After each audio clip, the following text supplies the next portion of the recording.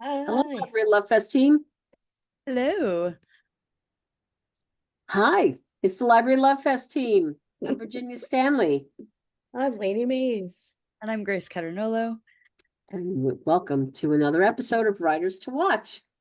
Thank you all for joining us tonight. We have authors from literally around the world, and we have we're going to hear from them about their really incredible stories. So before we bring them on, do we have housekeeping? Do we have slides? Do you want to tell people anything about what's coming up? Or we don't want to do that at the end. Yeah, we can do it now. Sure. Okay, let's do it now. Ooh, Grace, what do you have to say about that? We have our next Writers to Watch on May 15th. That's a Thursday, not a Tuesday, just calling that out. And we are really excited to have Jonathan Lethem, Meg Waite Clayton, Janine Cook, and Lou Burney. And it's going to be a really, really fun time. I haven't seen this Janine Cook cover yet, and That's that's cool. crazy Yeah, That's good. super not cool. Yeah. finalized. I love it. It's so good. Yeah, awesome. Then I'm gonna go to the next one. If Lainey, do you want to talk about this one? Take it away, This lady. is quite literally hot off the press. It happened today, confirmed. We have Jade Chang. We have a debut, Jane O'Leary. It's a little locked room at a castle wedding. It's really fun. Then we have Kosoko Jackson, The Macabre, which is an adult book from Kosoko, and then Sam Rebeline from with Galloway's Gospel, new horror book. This, this is this is a great lineup. We just keep outdoing ourselves. We just have these great lineups, and I'm just so excited for the next I one. love Next us. two. This one and the next two. And Galloway's Gospel has a cool cover that we'll see soon. I'm very excited about it. Very It's soon, very soon. very, very cool. Yeah, And these are great lineups. So mark your calendars, everyone. Speaking of great, so is that it? Yeah. I want to dive in. yep. I'm very anxious. Speaking of great lineups, we have a great lineup for tonight's show. We are so fortunate to have these authors with us. We have Allie Carter, Diane McKinney-Whetstone, Sue Halpern, Kelly Gardner, and Sharmini Kumar. And they're going to be on in a few minutes to talk about their books. So, Grace Laney, are we ready to dive in with Sue Halpern? We We haven't are forgotten so anything, ready. have we? Okay. I think we're all good. Sue Halpern. Sue Halpern, can you put your camera on so we can see you and your microphone off so we can I've done hear it. I have done it. you? Yes, I am here. I love that. And I'm so happy you're here. Welcome, welcome, welcome, welcome. I love your book. Thank I you. can't wait for everybody to read it, and I am very much looking forward to you talking about it. Listen, here's one thing that we're going to do different tonight. Sue Halpern is in Finland right now, where it is 2 o'clock in the morning, going on 3, something like that. Correct. Yes. It's late. It's late. So we Or are early. Oh, that's true, because it is tomorrow. So, as Sue said, she knows the answer to Wordle. We are going to start with Sue, who's going to talk to us about her book. And then we're going to ask you, I know this is the first time you're probably hearing about it, but if you have questions for Sue, type them in now, please. And Sue is going to answer the questions now if you have questions for her. If you don't, that's fine. But then she's going to log off. So if people think of questions later, like, would have asked Sue this, you can email us and we will, or you can put it right in the chat and we'll get the questions to Sue. Okay, but it's the right thing to do because you are tired. And we so appreciate that you are taking the time to be here with us now. So that's that. So let me do a brief intro and let's dive into your next book. Sue Halpern is the author of 7 previous books of fiction and nonfiction, including Summer Hours at the Robbers Library, which was a library read selection and one of my personal favorites. If you haven't read that book, run, don't walk. It is so great. Her writing has appeared in the New Yorker, New York Times Magazine, New York Review of Books, Rolling Stone, and Condé Nast Traveler. She's a former New Yorker staff writer, lives in Vermont with her husband, the writer and environmental activist Bill McKibben, and is a scholar in residence at Middlebury College. Sue's 8th book is due out in June, and it's called What We Leave Behind. It is a thought-provoking and achingly tender novel that explores the complexities of love, loss, family relationships, and self-discovery. And at the center of the book lies the perennial question, are we a product of how we were raised, or is our identity hardwired by our genetic inheritance? Sue, I love this book. Please talk to everybody else about this book. I It's will do wonderful. that. I'll do that. I just want to say that I want to tell you why I wrote this book. And the reason I wrote it is a kind of an odd one, which is that I was writing for the New Yorker about politics, particularly about the state of our democracy, which also included writing about libraries. And I was also writing about technology and how they all intersected. And it was so overwhelming and depressing that I really needed something to just keep myself going. And so I would wake up in the morning and I would work on this book to entertain myself and keep sort of my head in the game of, thinking about things that I cared deeply about, which was in part the stuff I was writing about for the New Yorker, but also just this book as well. And so it really was a kind of a flotation device to let me write about the other stuff. And we all know how that all turned out. So I'm glad I did it. And now you can read it, and maybe it'll help you to get through this time that we're living in. I also want to just say that I am deeply appreciative of librarians, and I started a library. It is now in its 20th year and very successful. So anyhow, thank you. So this book, What We Leave Behind, is the story of two very different women whose lives eventually intersect. One of them is a 17-year-old who is dealing with the very unlikely death of her adopted mother. And the other is a corporate executive in her 40s who on the surface seems to have her life all together and figured out. And like all of us, they're products, kind of like what Virginia said, they're products of things that are outside of their control, whether it's their genetic inheritance or how they were raised, where they were raised. I think it would probably be too glib for me to say that I was inspired by two of the most famous lines of poetry in the English language. And they fuck you up, your mom and dad. They don't mean to, but they do. But I have to confess that was at the back of my mind. It's a book that deals with, all the existential things that we all deal with, our identity, our family, our chosen family, our happiness, friendship. And I think it sounds probably a little more serious than it is. It is, obviously kind of a literary novel, but it's also funny. I think. I hope you think there's some funny stuff in there. And I think it's a true story, even though it's completely made up. And one of the inspirations for this book was that I started reading a lot about twin studies, those studies of people who were born and then separated at birth, and then they go off and they have different lives. And yet somehow even though they, live in different places, they marry someone with the same name and they have the same job and they like to, garden or play tennis or whatever it is. And that's just so weird.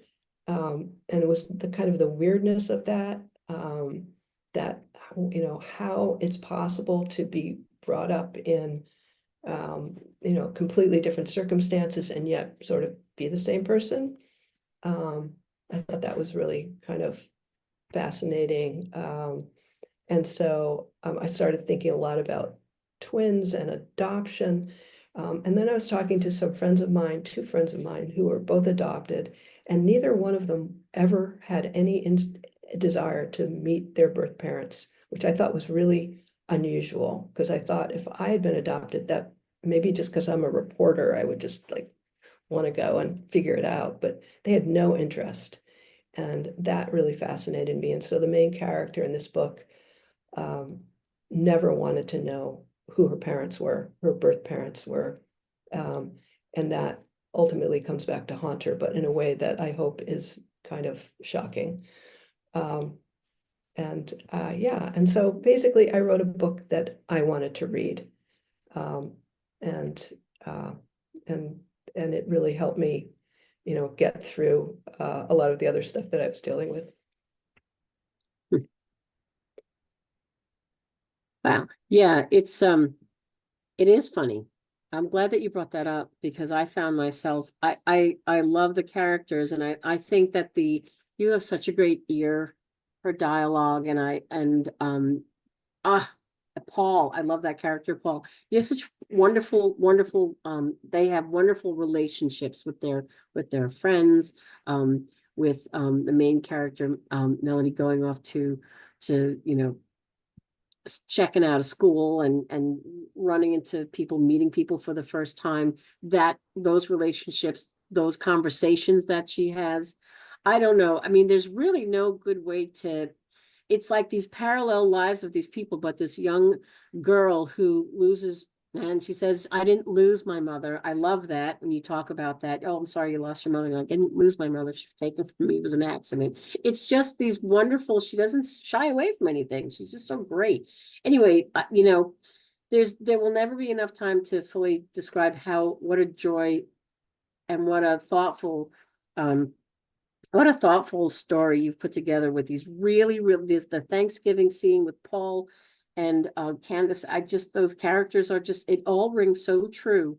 And it's just a slice of life, and but with very interesting backstories and a very interesting ending. And I'll leave it there. Sue, Can I show my pictures? yeah, I was gonna say, you want to show your pictures and tell everybody what we're looking at? Yes, so I had, Lainey asked if any of us had pictures to show about our books, and I didn't. And so I consulted my friend ChatGPT to see what ChatGPT could come up with to illustrate my book.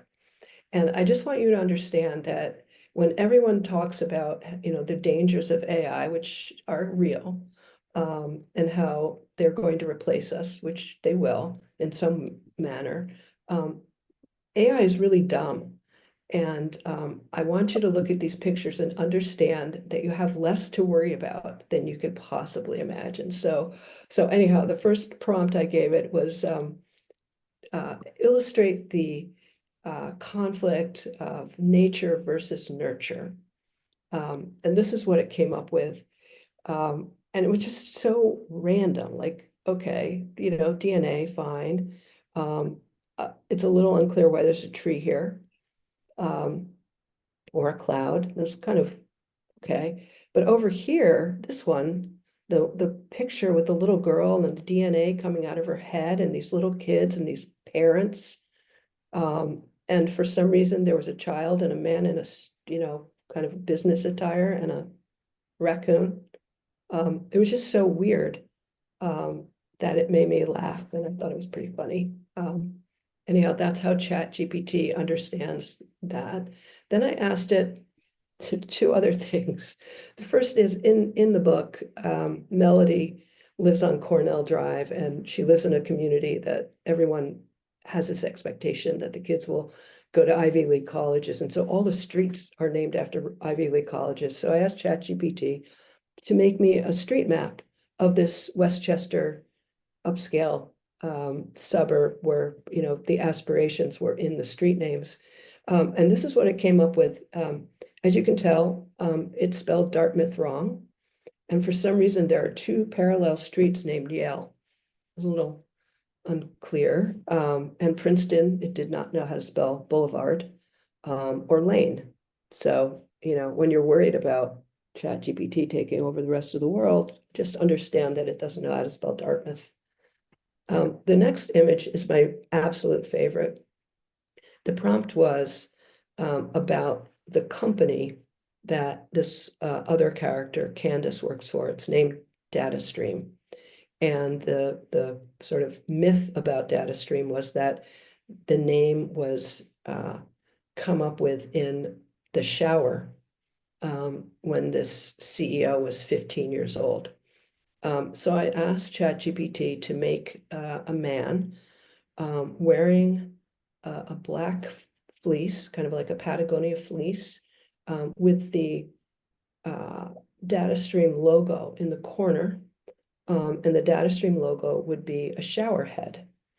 And what it came up with was a man wearing a fleece, that was good, with a shower head coming out of his body. And as you can see, the shower head coming out of his body. And I also asked it that he would be carrying a tote bag with the same logo, the shower head logo on the tote bag. And instead we got like some kind of plumbing supply. So it just made me laugh, and I hope it makes you laugh and makes you feel a little less concerned about the AI taking over your life. Love that. And people here love that. Samantha King just wrote, these images make me feel better about AI. Laugh out loud. Yeah, they made me feel better and also worse because Yeah, no kidding. because if you think about it, you know, so much of our lives are being given over to this thing, and it's really dumb. It's really dumb. It doesn't understand anything. And that's the thing you have to learn and remember about AI. It does not know anything. It is just a machine. And it's, you know, it's an algorithm, and it has no consciousness.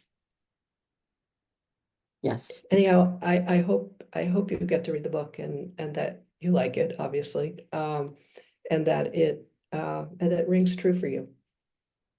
Well, I can't imagine that it won't, honestly. It's just beautifully written, and it's a wonderful story, and I just loved it. And I know, well, people are huge fans of yours. So there's a couple quick questions in here. Sylvia says the cover art is stunning. I agree. Any backstory on that? Is there a backstory on the cover art? You know, there's not, and it's really funny. You know, this is my 8th book. Every other book, the cover was contentious. You know, one of the things that agents do is they write into the contract that the writer gets to, you know, at least have some right of refusal on the cover. And so, in fact, you know, that typically happens. At least it's happened to me, and especially on the last book. And on this book, the artist just nailed it and hit it out of the park. At first go, everyone loved it, and so, you know, we went with it. There was just no question. Yeah, it's really sweet. It's really beautiful. I also love the cover art for Summer Hours at the Robbers Library. Yes, which was I love it too. And in fact, it wasn't that to begin with, and there was a lot of back and forth until we got it, and then when we got it, it was fantastic. Samantha King also asks, did the artist get to read the book first? I assume so. I mean, I think that's how it works. But I'm not the artist, but I can't imagine that you can do a cover without reading a book. I think that would be Or they really get tough. direction from the art director that gives them sort of a, you know, some sort of fills in the blanks. So anyway, Sue, listen, we so appreciate your taking the time. Wait, there's one more message. So if it's for you, I'm going to ask it. And if it's not, somebody just said thank you. So that's a thank you. And that's a thank you from all of us as well. It's late. It's going on 3 o'clock in the morning. You need to get some rest. Thank you for this book. Thank you for your time. Folks, if there are any questions that come to mind after, you can write them in the chat and we'll get them to Sue and get you an answer. But Sue, we so appreciate this. Great, And, thank you. And I just want to say in Finnish, the word for thank you is kiitos. So kiitos, thank you all. Kiitos. And thank you for what we leave behind. Okay, take care. Okay, so take good care.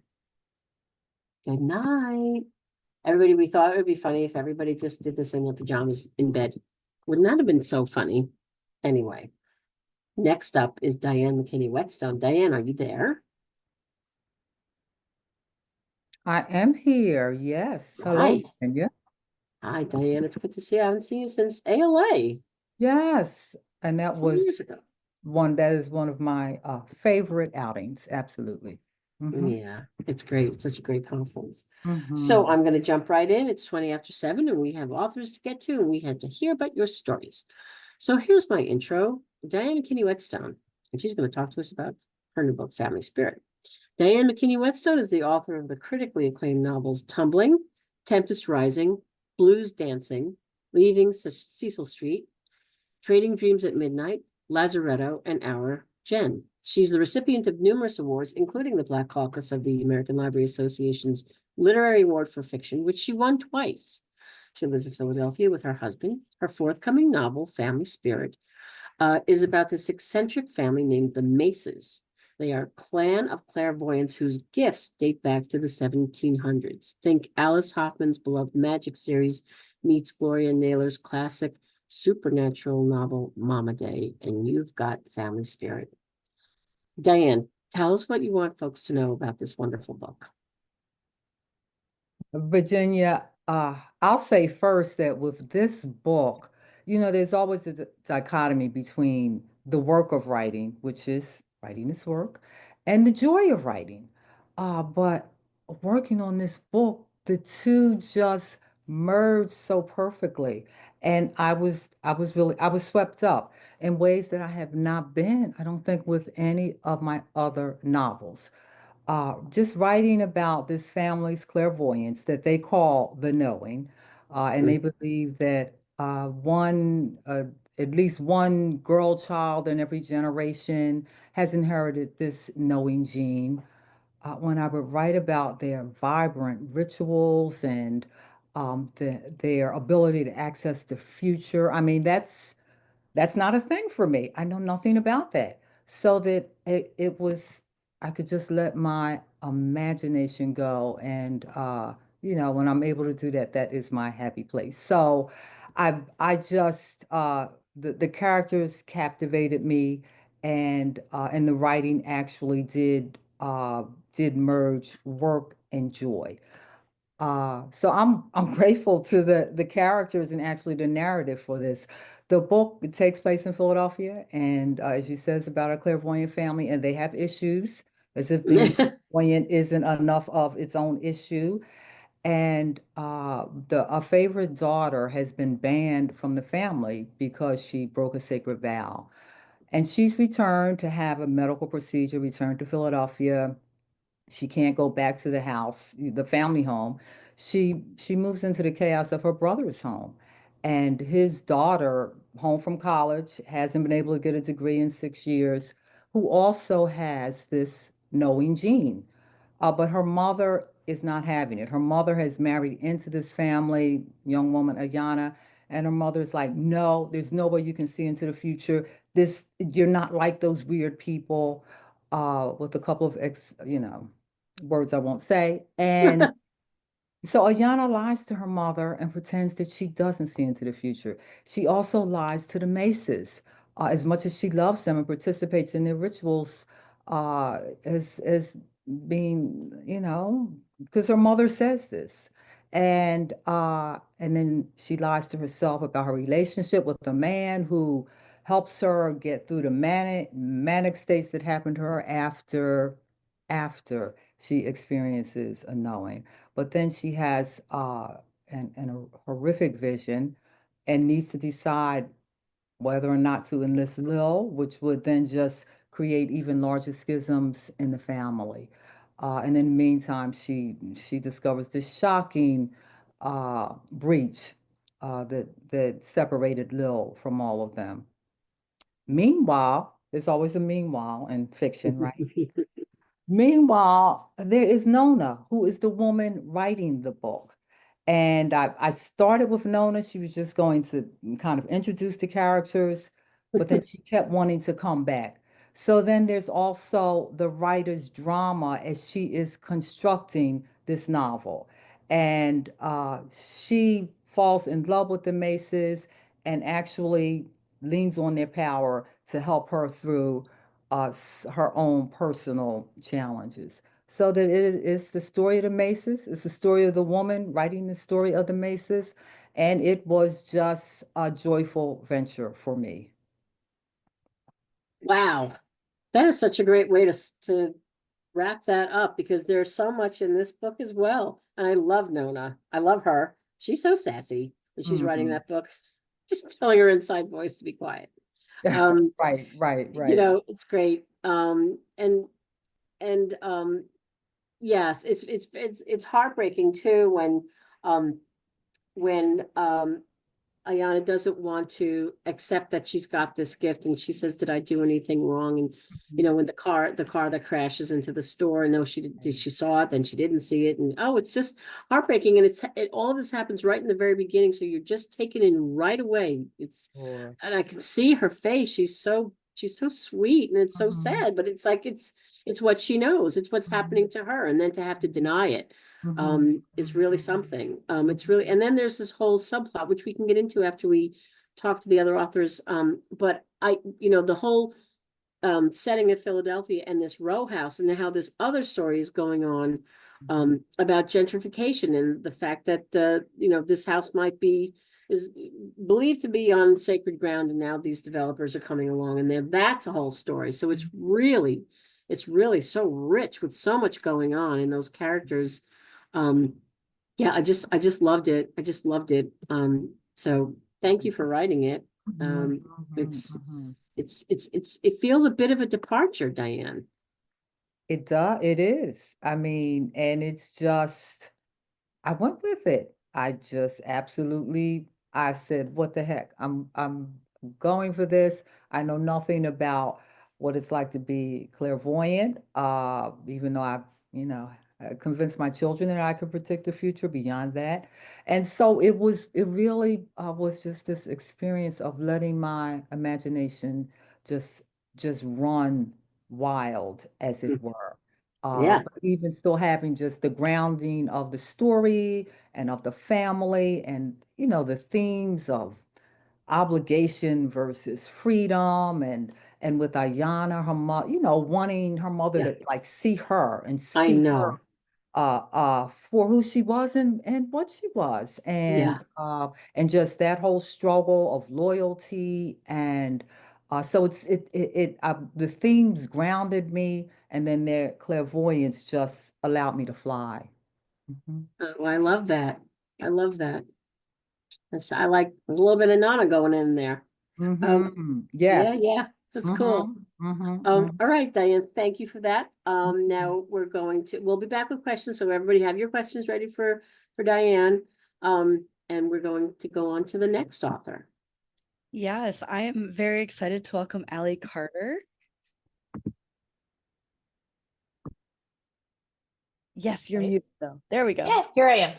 Hello, it's so good to see you. It's been a while. It's been a while. How are you? Good. Last time we saw each other was ALA 2023, and it was my first ALA, and your signing line blew my mind. But it's Blew mine too. but it's no surprise. I think we should just start calling you the queen of like adventure rom-coms, because this is such a fun one. Thank you. Well, it's good that we're talking about ALA 2023, because some of the folks at home might have been in that line and might have gotten to see me there, or not. I got to see them, and they probably got an advanced reading copy of The Blonde Identity. And one of the questions that I've gotten a lot since writing that book is, are you going to write a sequel to The Blonde Identity? Are you going to write as we in the romance biz say, are you going to write Alex's book, so the sister's book? And the answer is yes, I am, and I did. And so that is coming out this fall, The Blonde Who Came In From the Cold. And it is not a true sequel. It is not the same couple that we had in 2023. It is not Zoe and Sawyer.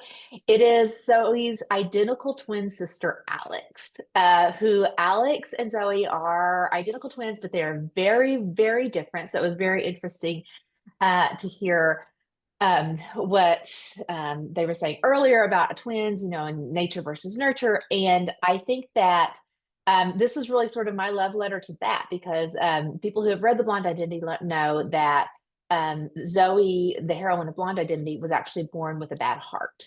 And so Alex was the quote unquote healthy twin and the strong twin. And so she was the one who has lived with incredible survivor guilt her entire life. And so she really feels like she got this strong body and this good body, and she feels like she owes it to the world to use that in the best possible way. And so how else does someone use that body but by becoming a spy? And so this book takes place about a year after the previous book, and also 10 years prior to the previous book. So one of the challenges that I've realized in writing the type of adventure romance that I do is that you're always going to have a ticking clock. And so your character fuse can only be as long as your plot fuse.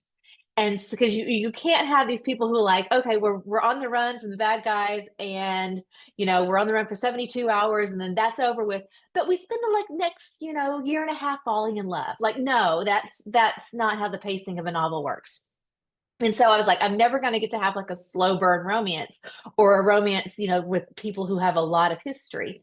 And then I was reading Emily Henry's brilliant People We Meet on Vacation. And I was reading that and I realized, oh, so it's, present day 10 years ago, present day 9 years ago, present day 8 years ago. And I thought, what if I did that, but with spies? And so that is really what Launching Came from the Cold is. So it's about Alex and King, who was her arch nemesis ever since her very first day at the training facility for the CIA called The Farm. And so Alex and King have just been like this the entire time. And they wake up at the beginning of this book, they wake up handcuffed together in the dark, and neither of them know where they are or how they got there or who is after them or why or what these people want. They just know that the person they hope they would never see again is the person they're handcuffed to and the only person they can trust. And so we see that moment, and then we flash back to 10 years ago when they met at the farm. And then we see them in the present day, and then we flash back to 8 years ago or 9 years ago with their first mission together. And so it's a really, I've seen a lot of people say it's a book with a lot of flashbacks. It's not. It is a dual timeline book.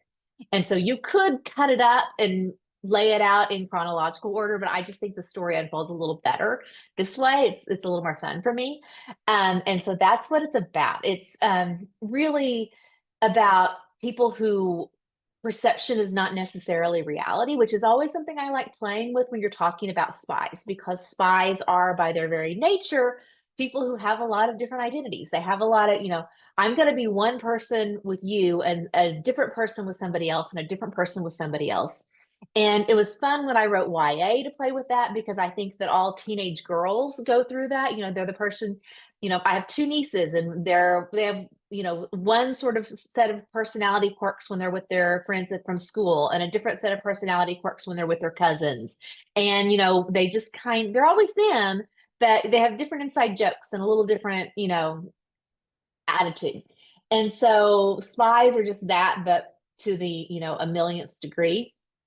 And so you get these two people who are constantly on the defensive, and that's how they literally stay alive. But there's this one person that may be the only person you can actually let your guard down, but they're the person who in a lot of ways scares you the most. And so that's really what this story is digging down with. And I'm not very good at talking about it yet, because this is the first time I've had to talk about this book. But it's been in my mind a long time, and I'm really excited to have it almost out in the world. So if anybody out there wants an early copy, it is up for request on NetGalley now. And I know there are going to be some arcs floating around. So I hope everybody likes it, because it's a little different from Blonde Identity. But if you liked the action, the romance, the second chance romance, dual timelines, amnesia, road trips, spies, lots of things blowing up, this is gonna check all those boxes. That was perfect. It is. We always, have people on who are like, this is our first time talking about it, and then they do fantastic. So that was great. Yeah, this is a fun read, and it's gonna look so good next to The Blonde Identity on your shelf. I'm gonna pull up the cover again, and then also read a short bio about you, because you have some cool stuff in here. So Allie Carter writes books about people who fall in love while trying to stay alive. After more than a decade of writing beloved YA titles like I'd Tell You I Love You, but then I'd have to kill you, and High Society, she launched under the adult scene with The Blonde Identity and The Most Wonderful Crime of the Year, which came out this past year. A longtime lover of the holiday rom-com, Allie is also the writer of a Netflix original movie, A Castle for Christmas. So I just wanted to call that out because the Netflix movie is cool. So thank you so much. Thank you. Yeah, I'm gonna pass it off to Lainey. It is I. Hello. And I am going to bring on, last but not least, our duo, Kelly Gardner and Sharmini Kumar. Are you both there? Cool. Yep, I'm here. Cool. And then, okay, now we're good. Well, thank you for being here. I'm super excited to hear more about the book, but I'm going to read some bios and then we'll get into the book. So, Kelly Gardner writes historical fiction for all ages. Her books include The Firewatcher Chronicles, Goddess, based on the Mademoiselle de Maupin, 1917, Australia's Great War, which was shortlisted for the NSW Premier's Young People's History Prize and Asher Award, The Swashbuckler, which I just love that word, Pirate Trilogy, and a picture book, Billabong Bill's Bushfire Christmas. And her young adult novels include Act of Faith, which was shortlisted for the NSW Premier's Literary Awards, the ASA's Barbara Jeffers Award, and Gold Inky, and The Sultan's Eyes, which was also shortlisted for the Literary Awards. So, a former journalist and editor, Kelly now teaches creative writing at La Trobe University. And then I'm going to go to Sharmini Kumar. So, you're the founder and artistic director of 24 Karat Productions and a producer of Austin Con, which I want to hear more about that, an annual Jane Austen celebration now in its 5th year. She's adapted Persuasion and Pride and Prejudice and for stage, Emma for online performance during COVID, and most recently co-wrote and directed the original musical adaptation of Sense and Sensibility. She's currently working on a stage adaptation of Mansfield Park. You've written and directed and produced many performance pieces and short films, including Shakespeare in Therapy and the Regina Monologues, as well as radio documentaries for the Australian Broadcasting Corporation. And when she's not writing and directing, she works as a doctor and teaches medicine. I feel like reading this, I feel very like I need to go do some more things. Those are great bios. Thank you so much for being here. And your book is so cool. Miss Caroline Bingley, private investigator. I think, I was telling them I brought my Jane Austen quote mug for good luck, and I can't wait to hear more. So I'll hand it off to you. Thank you so much, and hello, everybody. Um, I'm going to assume that we have a few Jane Austen readers here with us today, because it is a truth universally acknowledged that when any number of librarians get together, at least 95% of them will be Jane Austen readers. So I'm sure many of you are familiar with Miss Caroline Bingley, who was kind of an antagonist in Pride and Prejudice. If you're not, she was a rival for Darcy's affections, or she believed herself to be anyway, even if Darcy wasn't aware of it. And so therefore was left disappointed at the end when Darcy decided to marry Lizzie Bennet. She is, we decided very early on, slightly neglected. I know my mother never liked Miss Bingley because she was, not Lizzie. Um, and but she's incredibly intelligent. She goes on and on in Pride and Prejudice about how accomplished she is, and she is one of this generation of educated women at that time who included actually women much more accomplished than Miss Bingley. I'm afraid lots of lady novelists like Jane Austen and Fanny Burney and thinkers and philosophers and artists and composers, incredible women who ran salons in France and elsewhere. Very famous generation of very accomplished women. And so we just thought, what would she do after her disappointment about Darcy and perhaps more particularly about his fabulous estate Pemberley? She would have gone away, had a good hard think about her life and her life choices and her options, because she is nudging 30, so getting on, as it would have been considered in those times. And we decided that she would have gone away, educated herself even more, read a lot, gone on a grand tour, and had become, in fact, what we decided would become the perfect private investigator. So I'll just let Sharmini tell you a little bit about the plot and the book and what we decided to do with her next.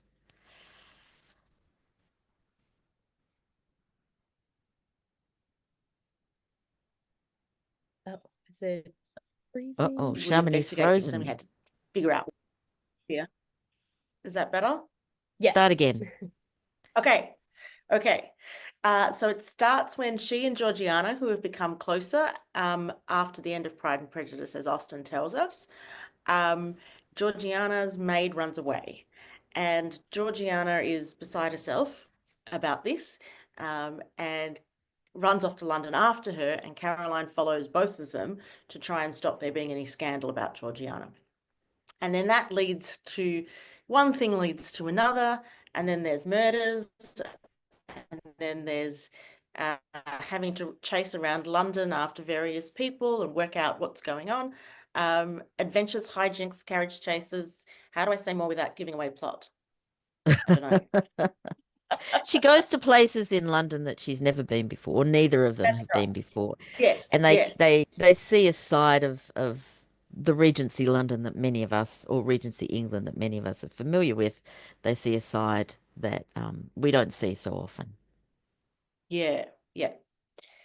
Yeah, and through that, she discovers that she can put those talents, those accomplishments, that knowledge that she has to good use in the detecting, investigating field. Um, and uh, and sometimes she gets it right, and sometimes she doesn't. She's still learning. It's still a process for her, and she's still the same Caroline Bingley. So she's going to make assumptions based on class and based on her thinking she's better than everybody else. And some of the time she'll be right. No, it's so true. I think that it's such a wholly original idea, and I love it so much. I think that people take a lot of smaller characters in Austen and try to give them their love story or try to understand them more. And I think we do understand her, but it's someone I maybe had written off a little bit. But some of these prejudices, if I will, that she brings into her life, she's got all this money and kind of bored in some ways, like she's got all of these smarts. That really makes her a really great detective. And but you don't shy away from, like, she has a lot of thoughts about the world. I have this one quote I just want to read, and it says oh, where did it go? There it is. It says, this is Caroline saying, Charles had once accused her of wanting the entire world to be organized precisely as she wished, and she had never understood why he thought that so undesirable. And I love that so much. So thank you for bringing Caroline Bingley into the spotlight a little bit more. It was such a great read. I so enjoyed it. Oh, that's great to Thank you. hear. Well, we Yeah, had we had a fun. lot of fun writing it, yeah. And she's always amusing, I have to say. We've come to love her very much. Um, I mean, I think there are things about her that are really interesting in the text in Pride and Prejudice, but we have also tried to make her a little bit more understandable, but also as sometimes oblivious, as Sharmini's saying. She's still got all the prejudices, as you say, of her incredible privilege, but she has to learn a few things about the world and the British Empire and everything that's going on in the world as well, and is a bit challenged by some of those too. That's true. Okay. Anything else we want to add before we bring everybody up back? That's great. Okay. I know. That was fantastic. Thank you so much. How good do all these books sound? I just can't wait to read them all. Yeah. I know. Well, through the magic of digital links, we can send them to you. We can all get to read each Well, I've other's read books. ours, so Oh, well, and then you know how it ends. Um, thank you, and to Sue Halpern, who's probably asleep, so we should probably be speaking softly. Just kidding. Um, this is great. I mean, it's such different books, you know, and so many different takeaways between the covers of all of them. Such fun reads. And I just want to thank you all so much. We have so much love in the chat room here. Just can't wait to read it. Very excited for everybody to be here. I want to go back to just for a second here. I think we'll just do a quick round of, you know, if anybody has any questions, type them in. We'll ask them. Just, we love that you love them. We love them too.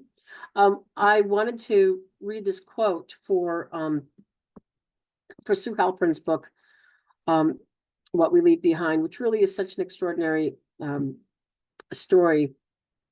That I think you'll recognize people in that in her story. There are these parallel lives happening here. And it's kind of they're just beautifully drawn characters, and their dialogue, their conversations, their connections is very real. It's just so good.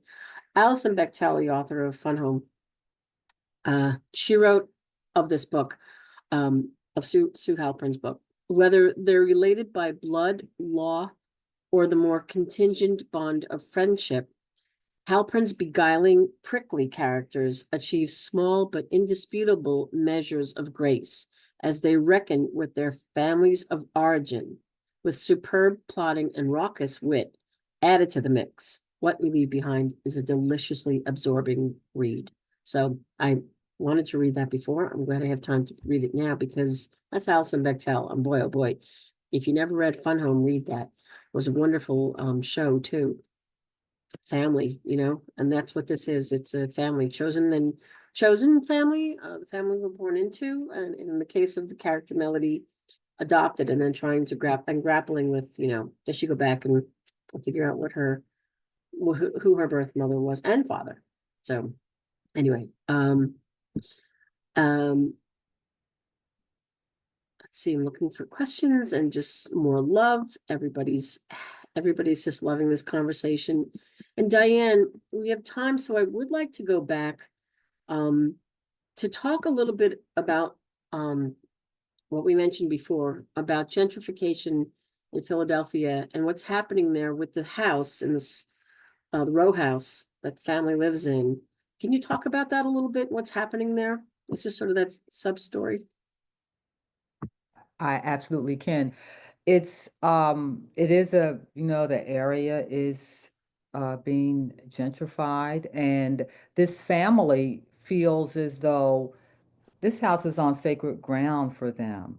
The matriarch's father actually built the house, and before there was the lane of row houses, so the house like sits back, it's got space around it, and a large tree that also plays into the plot of the novel.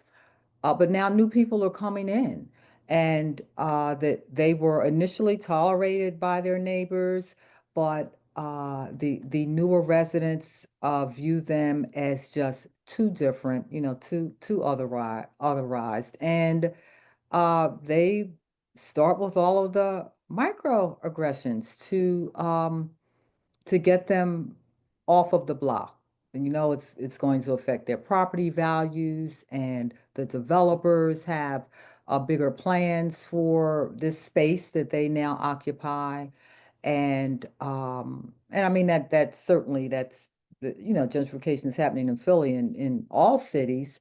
And so this, in addition to their inner turmoil, you know, the things going on within the families, all of the schisms, all of the, we should move in this direction, we should charge more. I mean, just all of their family business stuff. Then there's also like the exterior, the stuff that's weighing on them. And so there's, you know, there's certainly that dichotomy that plays into just the narrative in their lives. And, you know, a young kid is you know, there's a vegan bakery now in the neighborhood, which certainly was not there before. Young kid is on his way, the bakery gets robbed, young kid is on his way home. Um, skipping home had nothing to do with it. And it's, gets to, police use a taser gun on them. And Oof. yeah, so so that is also part of the storyline. Mhm. Yeah, yeah. Thank you. Yeah. Um, I have a question for Allie. Two-part question. Just because one's going to be quick, but I know people are going to ask. Can you read The Blonde Who Came In from the Cold without reading The Blonde Identity necessarily?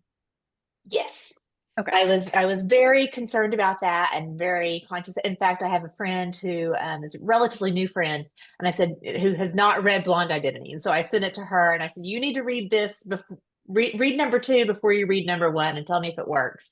And she said it does. So I really think I really wanted them to stand alone, and I think they do because they're really two pretty separate stories, and they even cover a pretty separate spans of time. So yeah, that's a great question. Yeah. Thank you. And then I wanted to ask, what draws you to the action adventure spy elements of rom-coms, and how do you feel that adds to, making romance happen? I don't know why I'm like this, but I am. So years ago, back pre-pandemic, I used to write all my books at a Panera Bread. I do all my first drafts there. And I made the comment once, and this was back, when Twitter was real, back when there was a real Twitter, RIP Twitter. And I made the comment to somebody that if I have tweeted that I was at Panera, I always take a different route home at the end of the night. And somebody was like, "Why do you do that?" And I said, "Well, it makes you harder to kidnap." This person was like, "Oh, do you do that because you write about spies?" And I had to think about it. I thought, no, I write about spies because I do that. And I'm just a weirdo. That's just the way my mind works. And so I'm kind of like I had this experience with Most Wonderful Crime of the Year too. Like if I read a wonderful mystery, like the first thing I'm sitting here thinking about, I want to go read about Caroline Bingley solving crimes, and I'm like, but does she kiss? Like, is there smooching? Is there a romance too? And so that's what I want to do. Like if I read a romance, I want to throw a mystery or an adventure in there, and if I read a mystery or an adventure, I want to throw a romance in there. And so I live at this weird little like genre intersection of me, and it's lonely, but it's fun. So I love that. I think also, like, when there's high stakes and tension, like it's a great combos. Thank yes. you. But while we're on the subject, Kelly and Shamari, is there kissing? Not well, not for Caroline. There might be some flirtation. Okay. Is there are you It thinking might- multi-books? Are you hoping to do a series maybe? Well, we're certainly hoping we certainly think she's got other mysteries she's going to want to solve. We're working on a book too. Yeah. Awesome. So who knows what could happen for her in the future? At the moment, she's kind of at the stage, we think, at the moment where she's like, thank goodness I don't have the pressure to do that at the moment. No, that's very true. And she's sort of free of the as an expectation or as a form of security or status or whatever. She's discovering who she is, and who knows what can happen in the future. That's wonderful. Yeah. In fact, that's like freeing, isn't it? Because that was all about marriage and the pressure to Yeah. marry, which has nothing to do With smooching. necessarily with romance. Yeah. There's a question from Samantha for Diane that says, Diane, did you base the writer in the book on your own personality? I don't know if it's my personality, but it's certainly my process. I mean, the things that the writer goes through, like with the internal critic and trying to direct her, and just her, how she discovers things about herself as the characters reveal themselves to her, and that there becomes a symbiotic relationship between the characters and Nona, the woman writing the story. And that is certainly my process, where she doesn't know where the story is headed. She just trusts that everything she needs to know will come to her as she's writing, and that is also my process. I rarely know. I know generally what it's about, but I rarely know the actual track that it will take. And so it is just this, a process of discovery, Mhm. which is wonderful and scary and sometimes very difficult. So Nona, uh, I certainly share the process with Nona, absolutely. Mhm. Do you share her Hmm. sassy tongue? A little bit, I think a little bit, yes, yes, yes, yes. And when I'm like talking back to that critic, Yeah, yes, the I love the that part. I love yes, that part. Crack absolutely. me up. Mm-hmm. Thank you, Diane. Lainey, you have a question? Lainey, do you have a question? She's Sorry, I froze for a second, but I'm back now Yay. after a momentary freak out, but I'm here. I don't want to miss any of this. So I have one in the chat. Let me get back to it. So Kelly and Sharmini, how did you decide to write a book together, and how did the process work for you both, writing together? You go. Okay. So as you mentioned, I do run an event called Boston Con, um, Oh, sorry, that's it every year. broke up, but I think you said met And at Austin Con, right? yes, we had met, and Kelly was presenting at Austin Con in 2019 about different types of women in Austen's novels. And she just mentioned in passing about Caroline Bingley, and she's regretted it ever since.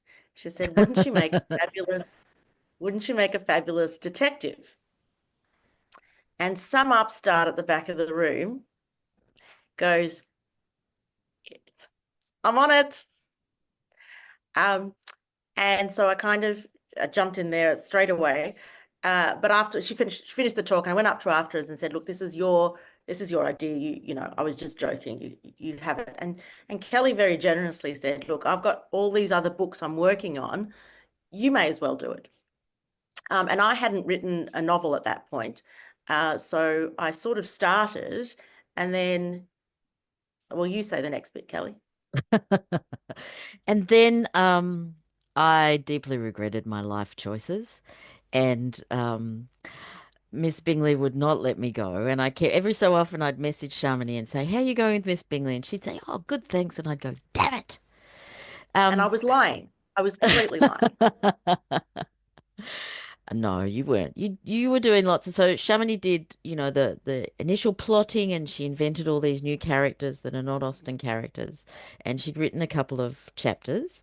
Um, when I went just before the pandemic, just sort of December 2019, to England, and I went on this Jane Austen literary pilgrimage, and went to the Chawton with the village where she lived for a long time, the house and the museum and so on, and Winchester where she died. And I went to Bath one day and I could just see Miss Bingley walking around investigating things.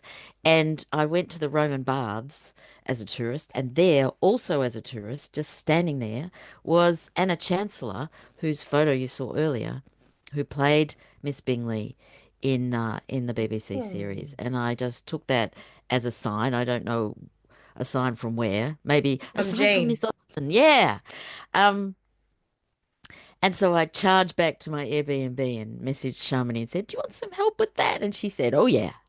So then we started thinking about it. And then we're in Melbourne, Australia, and we had one of the longest pandemic lockdowns in the world. So we just had a lot of Zoom chats. We didn't see one another in person for months and months and months. So we did a bit of plotting together, and then whoever wanted to write a scene would write it, and then we would swap over and edit one another's work because there was a lot of that to be doing. Yeah. Wow, Yeah. that's awesome. That fate, just seeing the actress, that's crazy. Um, so I know we're coming on time, but Jennifer Winberry, our lovely librarian friend in the chat, wants to know, we told you might come.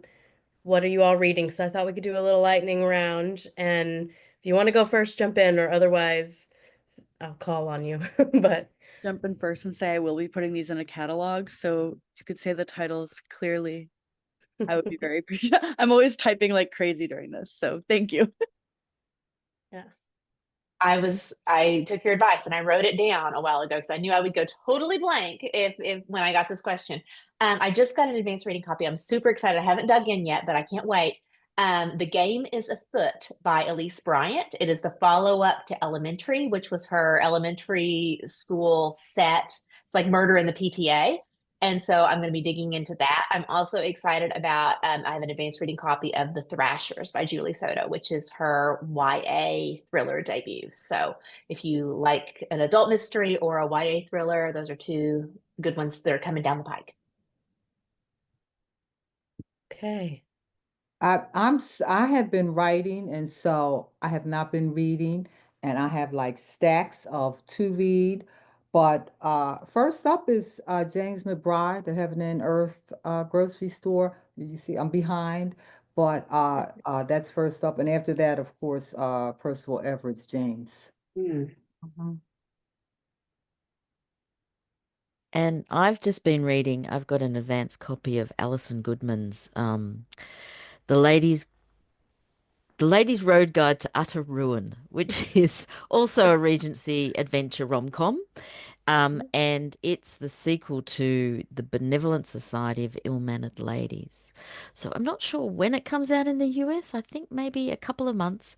Um, but it is, yes, it's an adventure. There's a dashing highwayman. There's what I love about these books is that they're about women in their 40s, and we don't often read adventure rom-coms, particularly historical and Regency stories about women in their 40s. And their superpower is that nobody takes any notice of them because they're so old.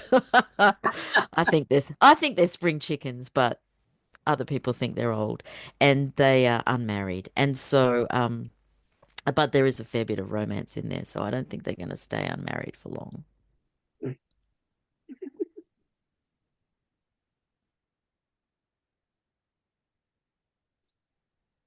Shamini, do you have a book that's Also just- you're loving? Yes, can you hear me okay? Yeah. Yeah. I also finished that Alison Goodman ARC and enjoyed it. But I've also just finished it up to say something different. I just finished a book called Wifedom by Anna Funder, who's Australian, and it's about George Orwell and his relationship with his wife. Ooh. And it was Wow. that was a read.